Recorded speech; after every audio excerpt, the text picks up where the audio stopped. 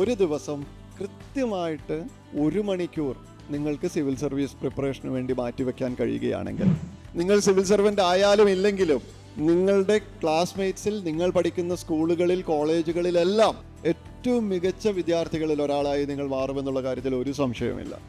Ultimately നിങ്ങൾ civil servant ആകാനുള്ള ഏറ്റവും കൂടുതൽ സാധ്യതയുമുണ്ട്. സിസ്റ്റമാറ്റിക് ആകുന്നത് സിവിൽ സർവൻറ്റിന് മാത്രമല്ല, നിങ്ങൾ ഏതൊരു പ്രൊഫഷനിൽ പോയാലും ആ പ്രൊഫഷനിലെല്ലാം നിങ്ങളെ ഹെൽപ്പ് ചെയ്യുന്നതായിരിക്കും. സിസ്റ്റമാറ്റിക് എന്നതുകൊണ്ട് പഠിക്കുക എന്നുള്ളത് മാത്രമല്ല ഉദ്ദേശിക്കുന്നത്. സിസ്റ്റമാറ്റിക് ആയിട്ടുള്ള ജീവിതത്തിലെ എല്ലാ കാര്യങ്ങളിലും ആ സിസ്റ്റമാറ്റിക് ആയിട്ടുള്ള നേച്ചർ വരികയാണെങ്കിൽ അത് വളരെയധികം യൂസ്ഫുൾ ആയിരിക്കും. നിങ്ങൾ കഴിക്കുന്ന ഭക്ഷണത്തിൽ, നിങ്ങൾ ധരിക്കുന്ന വസ്ത്രത്തിൽ, നിങ്ങൾ സംസാരിക്കുന്നതിലെല്ലാം ഇത് റിഫ്ലക്റ്റ് ചെയ്യാൻ തുടങ്ങും.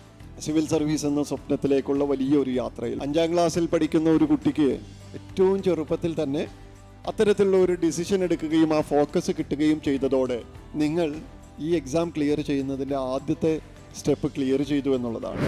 അതിനുവേണ്ടി നിങ്ങൾ എത്രത്തോളം തയ്യാറെടുപ്പ് നടത്തുന്നു എന്നുള്ളതാണ്. ആ യാത്രയിൽ നിങ്ങൾ എത്രത്തോളം കൺസിസ്റ്റൻസി കീപ്പ് ചെയ്യുന്നു എന്നുള്ളതാണ്. എന്താണ് കൺസിസ്റ്റൻസി?